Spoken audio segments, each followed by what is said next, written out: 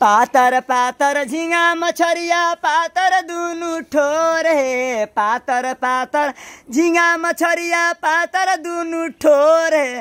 पातर समधिनिया सचिनरी घर में पैसलै चोर है।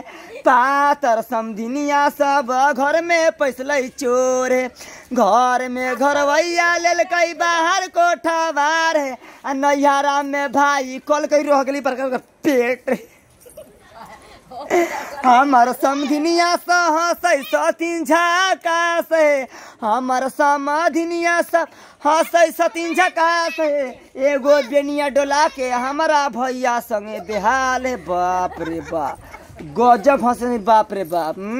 इनका ढोलक फोड़ रही थी खोपड़ी फोड़ फोड़ हंस सतीन। मत देखू देखू निमन से देख ले जाओ।